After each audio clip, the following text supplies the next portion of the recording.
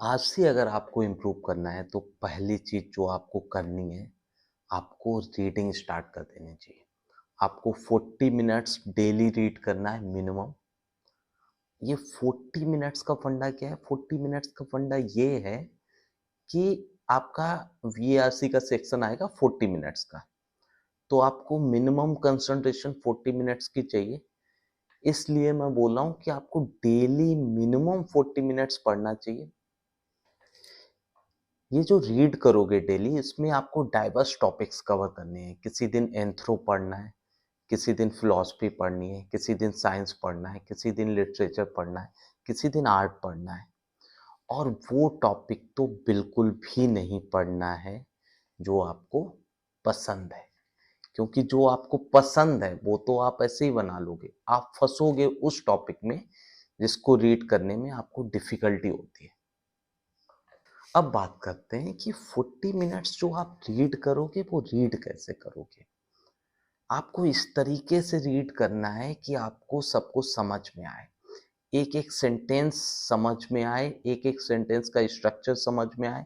अगर कोई चीज़ समझ में नहीं आ रही है तो तब तक आगे नहीं बढ़ना है जब तक वो समझ में ना आए।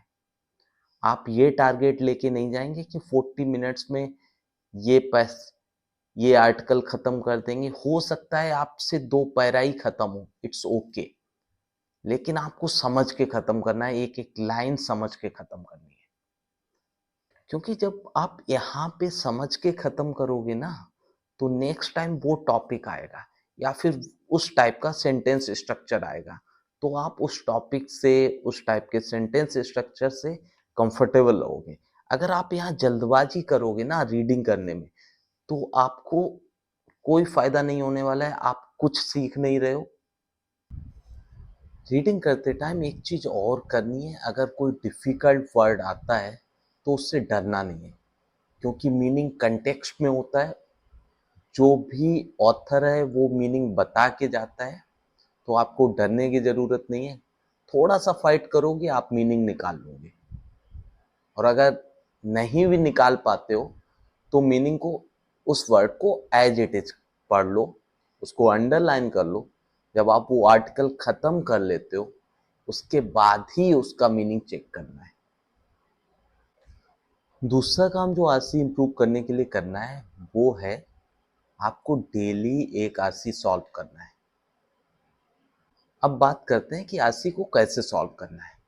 तो पहली चीज आपको जो करनी है, आपको पैरा को बहुत अच्छे से पढ़ना है, एक एक चीज का मीनिंग समझते हुए पढ़ना है। कोई भी लोड नहीं लेना है कि इसको 3 मिनट में रीड करेंगे, 4 मिनट में रीड करेंगे, 5 मिनट में रीड करेंगे, क्योंकि आपका रीडिंग टाइम बहुत सारे फैक्टर्स पे डिपेंड करता है। ये डिपेंड करता है कि पैरा कितना डिफिकल्ट है या फिर आपका पैसेज कितना डिफिकल्ट है। ये डिपेंड करता है कि आप उस टॉपिक से कंफर्टेबल हो कि नहीं हो। इसलिए कभी भी आपको, आपका फोकस ये नहीं होना चाहिए कि इसको 4-5 मिनट में ख़त्म करना है। आपका फोकस ये होना चाहिए कि सारी चीज़ एक बार में अच्छे से समझ के ख़त्म करनी है। एक डाउट बहुत रहता है कि क्वेश्चन पहले रीड करें या फिर पैसेज पहले रीड करें।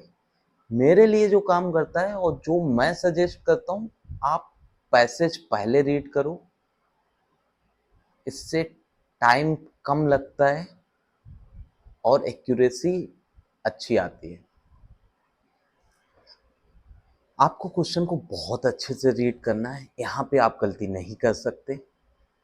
इसके बाद एक एक ऑप्शन को क्रिटिकली एनालाइज करना है कि ये हो सकता है कि नहीं हो सकता है।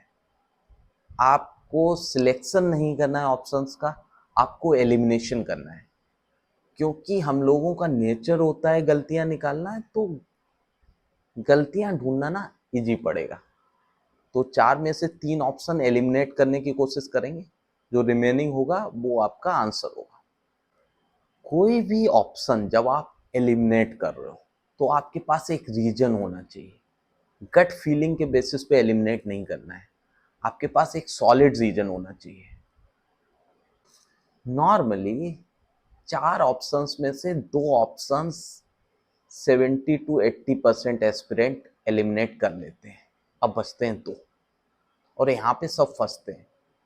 ये जो 2 ऑप्शंस बचे हैं ना, इनमें से जो भी एलिमिनेट होगा या फिर जो भी सिलेक्ट करोगे उसका आपको रीजन होना चाहिए। ऐसे नहीं कि मुझे लग रहा है ये मार दिया। अगर आपको लग रहा है मार दिया, आप फंसोगे। आप जाओ चेक करो इसका रीजन क्या है। जब आपको पता है रीजन, उसके बाद ही एक को एलिमिनेट करो और दूसरे को सिलेक्ट करो।